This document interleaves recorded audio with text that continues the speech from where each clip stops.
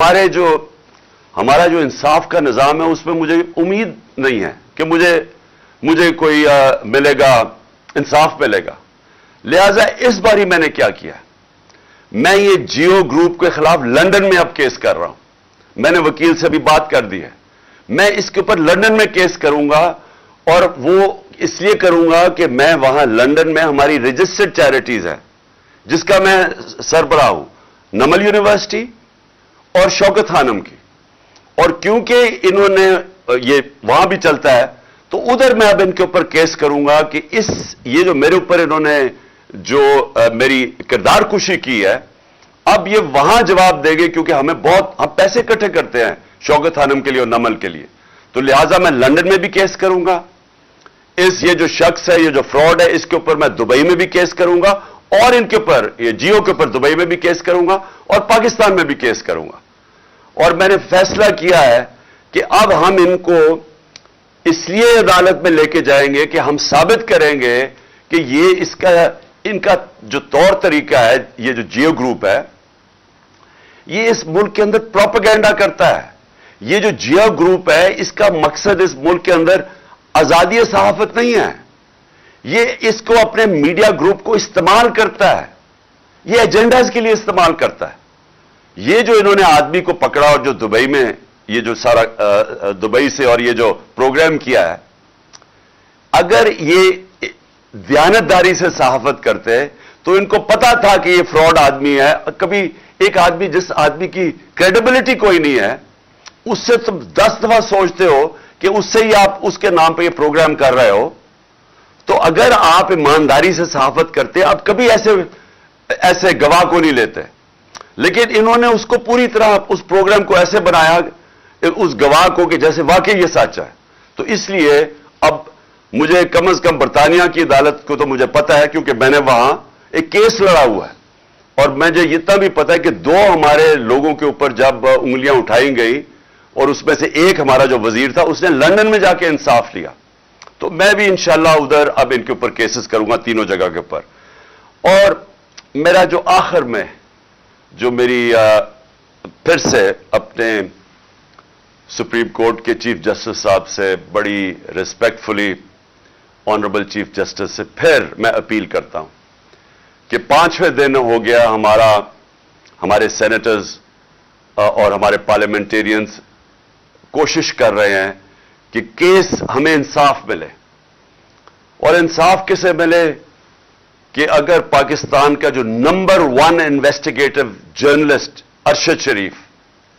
اس کے لیے ہمیں انصاف چاہیے، کیونکہ جو بھی ہوا پتہ چلانا چاہیے کہ کس نے دھمکیاں دی اور اس کو باہر بھجوایا، کیوں اس کی جان خطرے میں تھی، یہ کون سا اتنا بڑا ملک سے غداری کر رہا تھا کہ اس کی جان خطرے میں اور اس کو ملک سے باہر جانا پڑے، اور پھر کس نے پھر اس کوشش کی دبئی سے ان کو واپس لانے کی، تو اس کو کینیا جانا پڑا۔ یہ میں چاہتا ہوں کہ ہمارے سپریم کورٹ اس کے اوپر پوری طرح تحقیقات کرے، کیونکہ یہ صرف یہ نہیں کہ ایک پاکستان کا نمبر 1 جرنلسٹ اس کی شہادت ہوئی ہے، یہ سارے باقی صحافیوں کے لیے بھی اگر سپریم کورٹ ان کے ساتھ کھڑا ہوگا تو تبھی وہ صحافی جو دیانتداری سے کام کرتے ہیں، جو ان کے ضمیر کی کوئی قیمت نہیں ہوتی، وہ تبھی اس ملک کے اندر صحیح معنی میں اپنے آزادی صحافت ہوگی اور اپنے حق اور سچ کے لیے کھڑے ہوں گے۔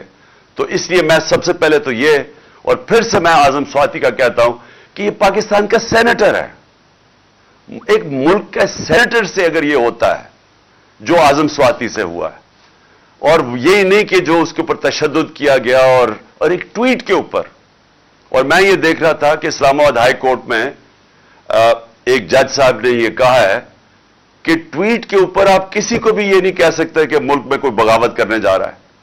یعنی اس نے بڑا اچھا میں داد دیتا ہوں کہ بڑا اچھا بیان دیا ہے۔ تو اس سے جو ہوا ہے ایک ملک کے سینیٹر سے،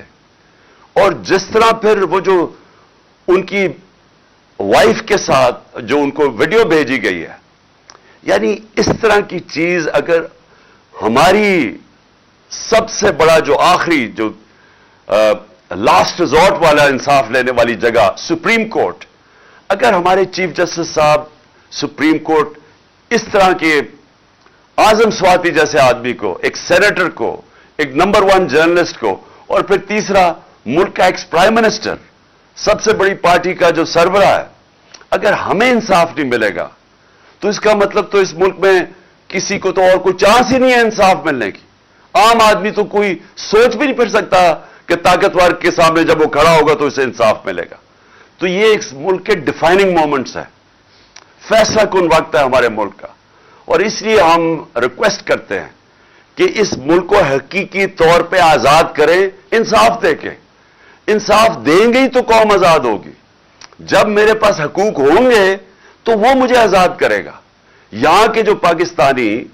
باہر جاتے ہیں کام کرنے کے لیے، اور میں نے اپنی آنکھوں سے دیکھا ہے، برطانیہ کے اندر 50 سال پہلے میں نے دیکھا مزدور پاکستان سے گئے کام کرنے کے لیے، لیکن کیونکہ وہاں انصاف کا نظام ہے،